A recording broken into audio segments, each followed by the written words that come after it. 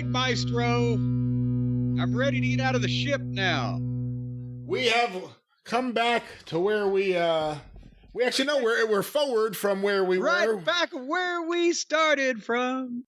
Well, you could say that about some of these ratings, maybe, but AEW Dynamite ratings are in, Jim. All right, hold on a second. There's two ways of looking at this. One, it has to be lower than last week because there was nothing on this program, either advertised or that actually occurred, that would make the AEW faithfuls audience more salivatory, their mouth water, than seeing that security footage last week. So there was nothing this, so it has to be down. Or did seeing the flop footage last week cause this week to go down because it stunk so bad in the overall scheme of things? Or are they up this week because people didn't want to see that foolishness to begin with last week? I think it's got to be one of the first two, don't you? Well, Jim, the ratings... You know, so you don't have to think. I have it in front of me, and you got to remember there was strong competition on this night, very strong competition, and... Another all-night gas station? I'm sure that after the NBA, the Sting, after the NBA ends their season, the Dynamite ratings will shoot right back up. I just know it. They'll shoot right up through the sky.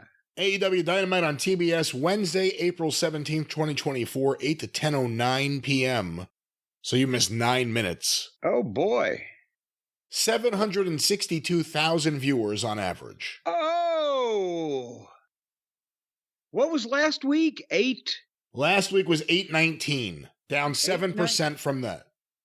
So, yeah, 38, 40, about 57,000 people. Well, that's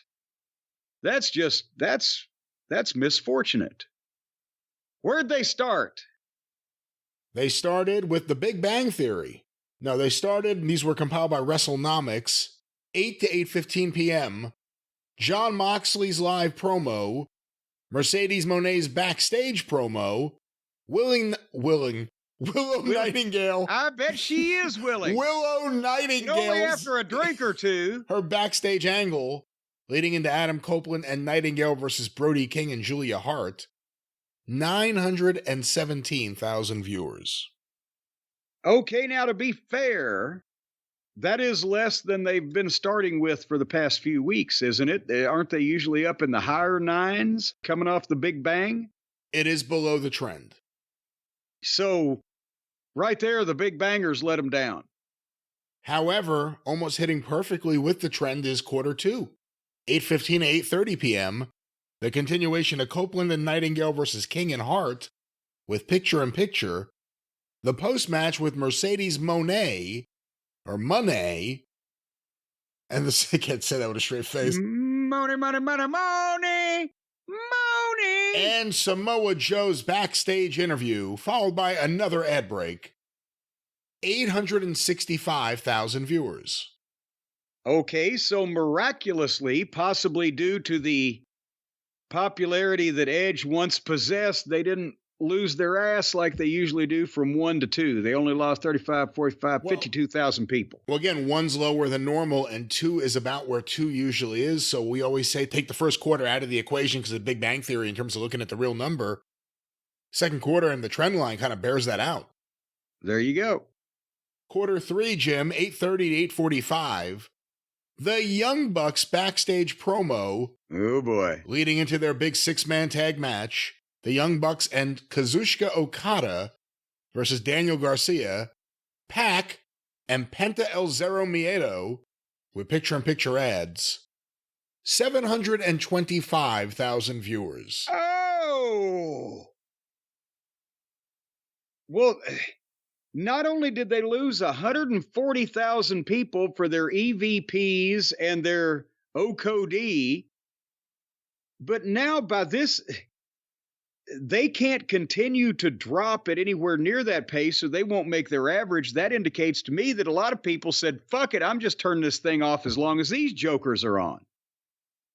Well, we go to quarter 4, 8:45 to 9 p.m. The Jokers match continues. The Elite versus Garcia, Pac, and Penta. The post-match, an ad break, and the Chris Jericho Hook live promo segment, or the start of it, 744,000 viewers. So 19,000 brave souls returned. Possibly when the all clear notice was sounded. Well, the all clear notice may have been the 9 o'clock hour, 9 to 9:15 p.m., the big 9 o'clock hour, 4:45. Jericho and Hook and Taz's live angle, Swerve Strickland's backstage interview, and Deonna Purrazzo versus Mariah May with picture-in-picture ads. 748,000 viewers. So they got 4,000 more. They're only 117,000 below quarter two now. They're making a comeback. Well, we now go to quarter. This is 6. 6. 9. I always lose my place around the same quarter every show. 9:15, So 9:30 p.m.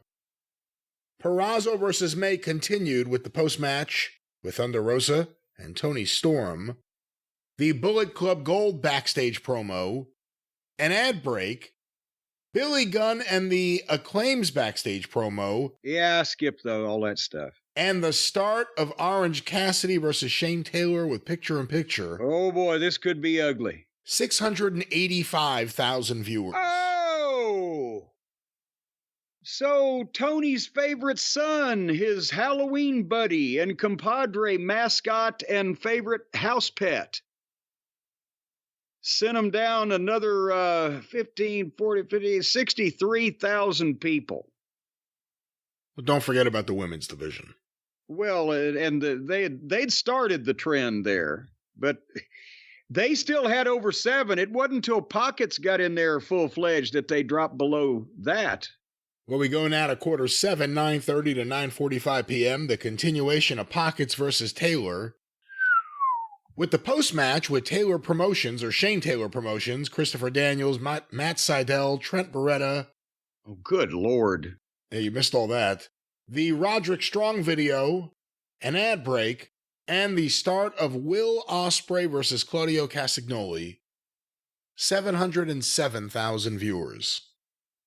So, of all of his new high-priced acquisitions, the only one on this program that has shown their face and actually increased the numbers even by 22,000 people is Ostrich. 140,000 bailed for Okodi, and from the time that Monet was on first until she was on last was 52,000 down. So, yay, Will! Well, that continues into quarter 8, and I remind you there's an overrun. 9:45 to 10 p.m. The continuation of Ospreay versus Claudio with picture-in-picture ads, and the post-match with the Don Callis family and Jon Moxley. 742,000 viewers. Well, there you go. He did. Hold on here. My boy. Wonderful Willie. He's the first one that has actually meant some movement of the needle in a positive direction. Well, we then go to the 6-minute overrun, although it said 9 minutes before, but this says 10 to 10:06. Swerve Strickland's live promo and his angle with Samoa Joe. 665,000 viewers. Oh, Jesus Christ. What was on after My Mother the Car? That not only was there nobody tuning in for the show afterwards, but they probably like me. They said, fuck it, that's the end of the show. 42, 35, 70, 77,000 people. It usually goes up artificially. It went down. Taking out the first quarter and the overrun, the average is 745. And see, that's the thing now. They're still mostly in the pocket of what they always do. It's just that normally they would start strong and they would lose steadily pretty much through the whole thing and end up at the bottom. But now, even their own faithful audience of 800,000 people every week that they've had forever is seeing some of these jackoffs come on and go, well, fuck, I can do something else for 15 minutes. And so they're losing them. Well, those are the ratings. And again, they were apparently, they did the best on cable in the key demo other than the NBA games that everyone must have been watching.